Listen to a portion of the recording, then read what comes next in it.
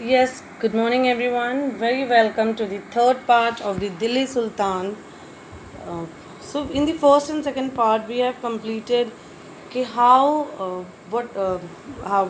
it was started with the Rajput dynasty, then came the Delhi Sultanate. Yes, then what were their measure of administration, tax कैसे लेते थे वो लोग. Now in this particular topic, we will understand the different steps taken by Alauddin Khilji for the same purpose. For example, Alauddin Khilji. Delhi was attacked twice in 1299 or you can say 1300 and 1302 and 1303 as a defensive measure. Alauddin Khilji raised a large standing army whereas Muhammad Tughlaq attacked in the early years of Muhammad Tughlaq resigns. The Mongol army was defeated. Muhammad Tughlaq was confident about the strength of his army and his sources to plan an attack on Traxumsenia. He therefore raised a large standing army. So basically, जो यहाँ पे अलाउद्दीन खिलजी थे उनके ऊपर जब Mongols के through जब आक्रमण हुआ, जो वॉर हुआ, तो उस टाइम पे अलाउद्दीन खिलजी ने एक लार्ज स्टैंडिंग आर्मी बना के रखी. स्टैंडिंग आर्मी मीन्स वैसी आर्मी, वैसे सोल्जर्स जो 24/7 ड्यूटी पे रहते हैं. यस, मतलब उनके लिए हर टाइम चाहे वॉर हो चाहे ना हो, they are always on the foot to be ready. Yes, whereas Mohammad Tughlaq उन्होंने भी यही किया, बट वो जहाँ अलाउद्दीन खिलजी के मेजर्स जो थे वो डिफेंसिव थे, यानी खुद को प्रोटेक्ट करने वाले. मोहम्मद तुगलक के जो मेजर्स थे वो अटैकिंग मेजर्स थे. Yes. Second, Alauddin constructed a new garrison town named Siri for his soldiers. Soldiers को रखने के लिए अलाउद्दीन खिलजी ने एक नया garrison town बनाया, that is named as the Siri. But Mohammad Tughlaq ने नया टाउन नहीं बनाया. उन्होंने ऑलरेडी चारों सिटीज़ में से, जो ऑलरेडी हमने एग्जाम्पल में पढ़ा है, उसमें से दिल्ली आईकुना उसको खाली कराया, वहाँ के घरों को, रेसिडेंट्स को, और सोल्जर्स को वहाँ रखवा दिया. और जो वहाँ के जो रेसिडेंट थे उनको ओल्ड सिटी, जो new capital of Daulatabad in the south, वहाँ उन लोगों को भेज दिया गया. देन अलाउद्दीन खिलजी अपने सोल्जर्स को फेड करने के लिए they used to collect the tax. Basically peasant से कलेक्ट किया जाता है, that is the 50% of their produce. For example, अगर 1 किलो किसी ने कोई अनाज उगाया तो उसका 500 ग्राम, यानी एग्जैक्ट आधा उन्हें एज अ टैक्स पे करना पड़ता था, और ये प्रोड्यूस यूज़ किया जाता था to feed the soldier.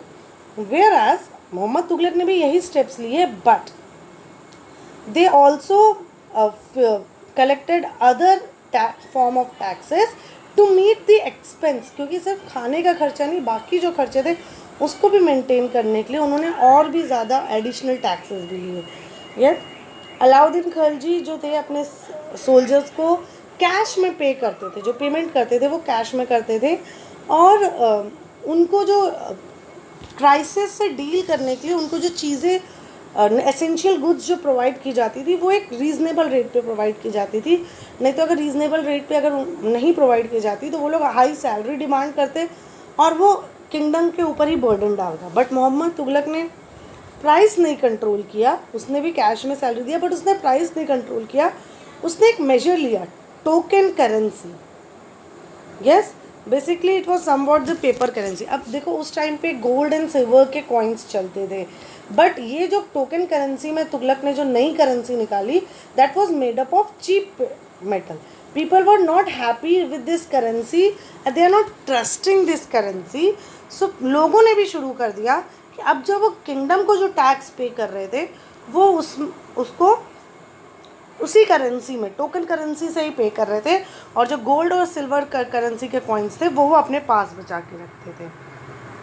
Alauddin administrative measures, अब इन दोनों की कैसे अलग थी.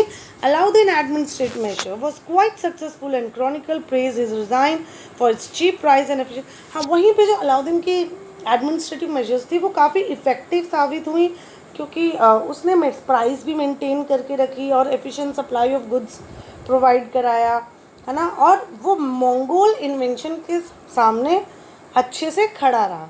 Where as administrative measures of Muhammad Tughlaq were a failure. Yes, और उसने जो भी प्लान बनाया था, क्योंकि स्टार्टिंग से ही उसके मेजर सारे अटैकिंग वाले थे, तो वो जो मंगोल इन्वेंशन था उस पर नहीं करा पाया। एंड देन टोकन करेंसी की वजह से भी बहुत वो प्राइस राइज हुआ गुड्स एंड सर्विसेज का, and the people started rebelling against them. So this was the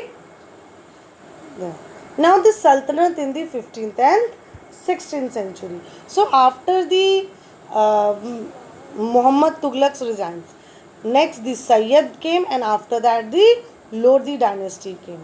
So you will notice that after Tughlaq, the Sayyid and Lodi dynasty ruled from Delhi and Agra until 1526. By then, Jaunpur, Bengal, Malwa, Gujarat, Rajasthan, and entire South India had independent ruler who established flourishing states and prosperous capital. This was also the period which was emergence of new ruling groups like the Afghans and the Rajput.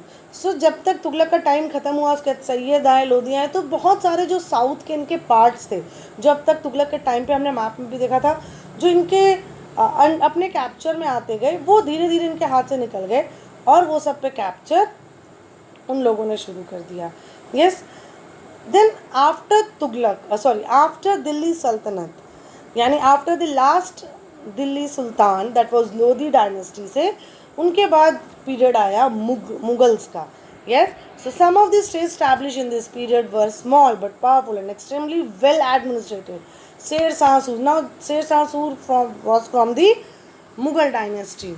Started his career as the manager of a small territory for his uncle in Bihar, and eventually challenged and defeated the Mughal emperor Humayun.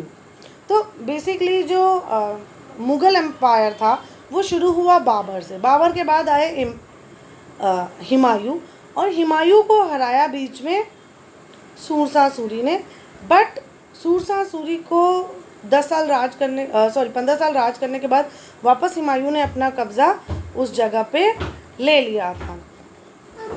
तो it introduced an administration that borrowed elements from Alauddin Khalji and made them more efficient. Sher Shah administration became the model of. So इसके बाद के जो राजा आए, जो शेर शाह का जो administrative measures था, it has become a important measures for the other. So with this we finish the chapter. I hope it is very clear to you. If it's not, you are very free to ask. Yes. Thank you, children.